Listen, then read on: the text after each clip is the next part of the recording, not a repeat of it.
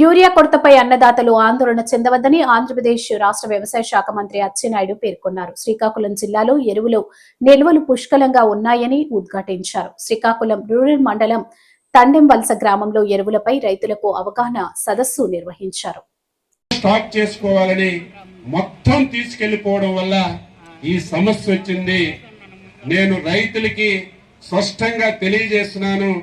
వ్యవసాయ అధికారులు, గ్రామంలో రెవెన్యూ అధికారులు, నిన్నటి నుంచి కలెక్టర్ గారు ఎవరైతే గ్రామాల్లో ఎన్ఆర్జీఎస్ ఫీల్డ్ అసిస్టెంట్స్ ఉన్నారో వీళ్ళందరికీ టీంలేసి స్పష్టంగా ఆదేశాలు ఇచ్చి ఏ రైతుకి మొదటి డోసులో ఎంత యూరియా ఇవ్వాలి, ఏ విధంగా ఇవ్వాలి, అవసరమైతే ఇంటింటికి కూడా తీసుకెళ్లి కార్యక్రమం చేయమని స్పష్టంగా ఆదేశాలు ఇచ్చాను.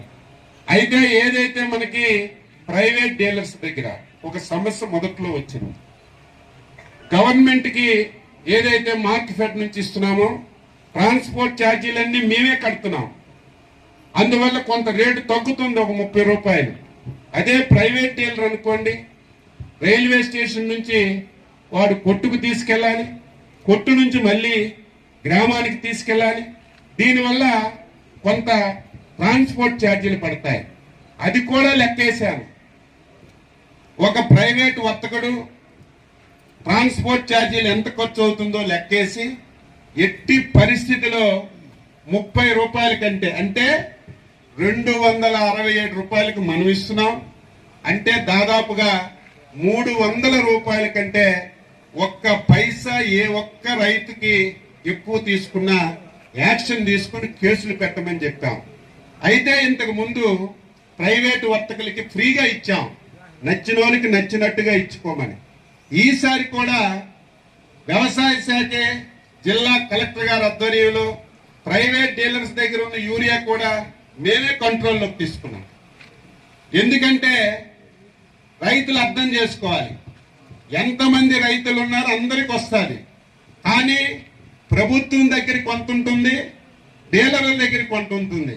కొంతమంది ఎక్కువ యూరియా వేయాలని ఇటు మేమిచ్చింది తీసుకుంటున్నారు, మళ్ళీ ప్రైవేట్ డీలర్ దగ్గరికి వెళ్ళి మళ్ళీ తెచ్చుకుంటున్నారు. దీనివల్ల కొంతమందికి వస్తుంది, కొంతమందికి రావడం లేదు. అందుకే ప్రైవేట్ డీలర్ల దగ్గర కూడా మా ఏఓని, ఒక రెవెన్యూ ఆఫీసర్ని పెట్టి మార్కెట్ నుంచి ఎవరు తీసుకున్నారు, మార్కెట్ నుంచి తీసుకున్న వాళ్ళకి మార్కెట్ లో ఇవ్వడం, మార్కెట్ లో తీసుకున్న వాళ్ళకి మనం ప్రైవేట్ డీలర్ ద్వారా ఇచ్చి ఆ సమస్యని 2-3 రోజులు. శ్రీకాకుళం రూరల్ మండలం తండేవలస గ్రామంలో ఎరువుల పైన రైతు సోదరీమణులకు అవగాహన కల్పించాలి. రాష్ట్ర ప్రభుత్వం చేస్తున్నటువంటి కార్యక్రమాన్ని మీ అందరికీ తెలియచేయాలనే ఉద్దేశంతోనే ఇక్కడికి వచ్చాం. నాతో పాటు జిల్లా కలెక్టర్ గారు, ఎమ్మెల్యే గారు, వ్యవసాయ శాఖ అధికారులు, ఆర్డీఓ, ప్రజాప్రతినిధులు అందరూ ఈ కార్యక్రమానికి వచ్చారు. అందరికీ పేరు పేరున హృదయపూర్వకమైనటువంటి నమస్కారాలు, అభినందనలు తెలియజేస్తున్నాను. ఎరువులు లేక ఆందోళన చెందడం లేదు. ఈ రాష్ట్రంలో కానీ జిల్లాలో కానీ సఫిషియెంట్ గా ఎరువులు ఉన్నాయి. అయితే ఈ సంవత్సరం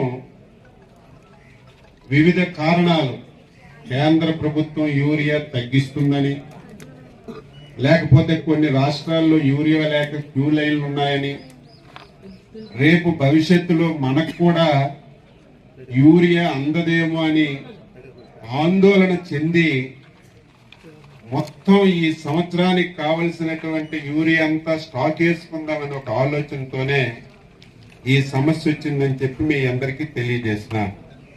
ముందుగా రాష్ట్ర రైతాంగానికి, ఈ జిల్లా రైతాంగానికి వ్యవసాయ శాఖ మంత్రిగా స్పష్టంగా తెలియజేస్తున్నాను, యూరియా గురించి ఏ ఒక్క రైతు కూడా ఆందోళన చెందవలసినటువంటి అవసరం లేదు లేదు లేదు అని తెలియజేస్తున్నాను.